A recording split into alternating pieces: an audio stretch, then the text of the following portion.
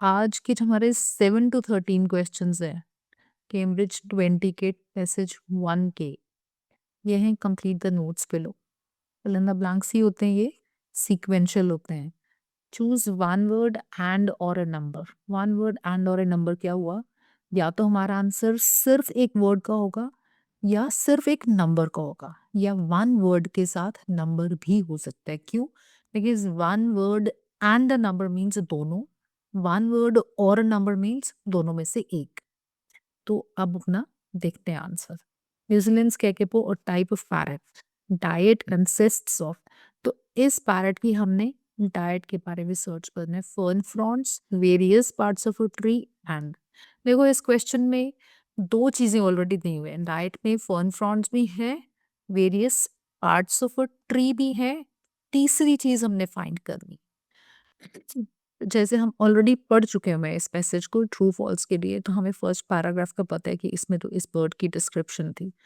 Second में देखते हैं, they are solitary birds and tend to occupy the same home, they forage, forage means searching for food on the ground, they often leave from trees in this, they are entirely vegetarian. ये देखो यहाँ मिल रहा है, they are entirely vegetarian with their diet. तो diet के बारे में यहाँ बात हो रही है, including the leaves, roots and bark of trees. अब आप देखो leaves, roots and bark of trees क्या होते हैं? ये तीनों पार्ट्स ऑफ अ ट्री है, तो मतलब ये तीनों हमारे आंसर्स नहीं हो सकते। As well as bulbs and fern fronds, तो फर्न फ्रॉन्स भी यहाँ लिखे हैं। फिर बचा क्या? आपका आंसर होना चाहिए बल्ब्स, बिकॉज ये तीनों तो various parts of a tree में चले गए, लीव्स, रूट्स एंड bark। फिर फर्न फ्रॉन्ट्स ऑलरेडी दिया है, तो हमारा आंसर बल्ब्स होना चाहिए। बल्ब्स ही बचा हमारे लिए। तो this is our seventh answer. ठीक है, ये हमारा सेवेंथ आंसर है। नेक्स्ट देखते हैं, nests are created in where eggs are laid. Nests कहाँ क्रिएट किए जाते हैं? Kakapo breed in summer and autumn but only in airs when, और मैं क्यों आंसर नेक्स्ट में देख रही हूँ? बिकॉज ये सीक्वेंशियल होते हैं।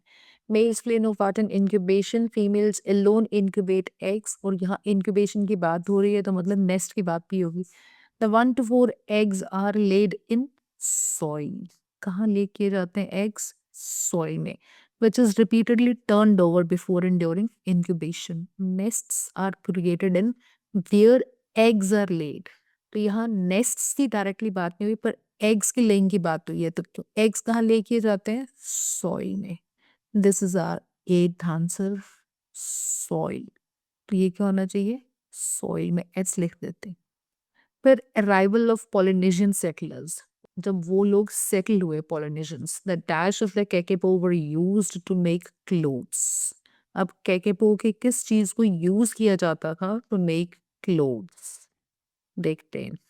Before humans arrived, kakapo were common throughout New Zealand's forest. However, this all changed with the arrival of the first Polynesian settlers. तो हमें ये कीवर्ड मिल गया, Polynesian settlers जब आए कब? 700 years ago. For the early settlers, a flightless kakapo was easy prey. क्यों था? Because वो उड़ नहीं सकता था। यहाँ हम ढूंढ रहे हैं to make clothes. They ate its meat and used its feather to make soft cloaks. The dash of the kakapo were used to make clothes. तो cloaks क्या होता है? It's a type of loose clothing. It's a type of, you can say clothing only. तो यहाँ पर clothes लिखे हैं, पर किस चीज से बनते थे? feathers थे, feathers से। तो ये हमारा आंसर होगा feathers। ये हो गया 9। ये देखो सीक्वेंस नहीं चल रहा अभी तक। ये था 7, ये था 8 और ये है 9। Dash were an animal which they introduced that ate the kakapo's food sources। अब अराइवल ऑफ यूरोपियन कॉलोनाइजर्स की बात हो रही है।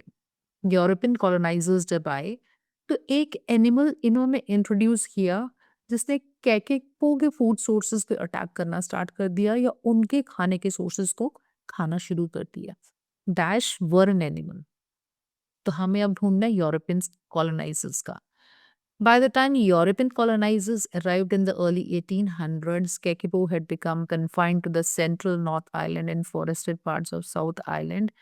The foreign kakapo numbers was accelerated, उनके नंबर्स ये कम होने का रीजन, एक्सेलरेटेड मतलब बढ़ाने का रीजन, बाय यूरोपियन कॉलोनाइजेशन। जितने यूरोपियन ज़्यादा सेटल हुए, कैकेपो का नंबर कम हो गया। A great deal of habitat was lost through forest clearance and introduced species such as deer depleted the remaining forests of food. किसने डिप्लीट किया remaining forest of food? Deer. और deer किसके साथ आया? यूरोपियन कॉलोनाइजेशन से आया। तो dash वर इन animal, कौन से? Deer. This should be 10th। भाई हाँ, डी लिख देती हूँ। प्रोटेक्टिंग कैकेपो, अब कैकेपो की प्रोटेक्शन की बात हो रही है, तो ये यहाँ पर हो रही है। Launched its first attempt to save, keyword यहाँ पर क्या है? Richard Henry the conservationist tried to protect the kakapo. यहाँ देखते हैं कि मिल रहा है रिचर्ड हेनरी। हाँ, ये देखो मिल गया, Richard Henry led an effort to relocate several hundreds of the birds to predator-free Resolution Island in Fiordland। यहाँ पर उसने शिफ्ट कर दिया इन बर्ड्स को प्रीडेटर, मतलब जहाँ शिकारी नहीं था, predator free. A definite sighting of female kakapo on Racura Island was reported in the। इतना पढ़ने की जरूरत नहीं है, हमने यहाँ के कीवर्ड्स देखने हैं। डेफिनेट साइटिंग मतलब देखा जाना है, डेफिनेट मतलब श्योर। फीमेल कैकेपो कहाँ पर? राइक्यूरा आइलैंड पे, रिपोर्टेड इन द ईयर। तो इसका मतलब हमें यहाँ पर एक नंबर ढूंढना है, बिकॉज नंबर की भी ऑप्शन है, देखो आप। तो यहाँ आंसर होगा number, reported in the year. तो यहाँ देखते हैं, paid 60 expeditions, 6 group और there were no females। तो अभी तक there were no females, all but one died within a few months of captivity। 1974 new initiative and by 77 18 more Kekeppo were found in Fiordland, however there were still no females, अभी तक नहीं है। 1977 में large population of maize was spotted in Raikura, large island free from stoats, ferrets and weasels। There were about 200 individuals and in 1980 ये देखो, it was confirmed females were also present। इस year में 1980। So here the answer should be 1980। And ये भी हमें sequence में मिला हमारा 11th आंसर।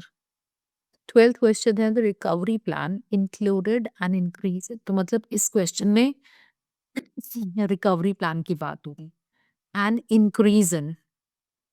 तो यहाँ मिल गया हमें recovery plan. Was launched together with the specialist advisory group called the Kekepo Scientific and Technical Advisory and a higher amount of funding। देखो, and a higher amount of, तो यहाँ क्या लिखा है? an increase in, किसने increase है? Funding, because लिखा है हायर अमाउंट। तो यहाँ आंसर होना चाहिए funding, and this is a 12th answer. अब नेक्स्ट हमारा है a current goal of the recovery plan is to maintain the involvement of dash in kakapo protection. यहाँ कीवर्ड देखो, अ करंट गोल। करंट मतलब present, goal मतलब ambition. Purpose of recovery plan is to maintain the involvement of dash, किसकी involvement? And यहाँ देखते हैं, देखो recovery plan की बात यहाँ पर हो रही है, और हमारा क्वेश्चन कह रहा है करंट गोल, तो यहाँ लिखे today means in the present time। Kekepo management continues to be guided by the Kekepo recovery plan, मतलब recovery plan ही guide करता है management को।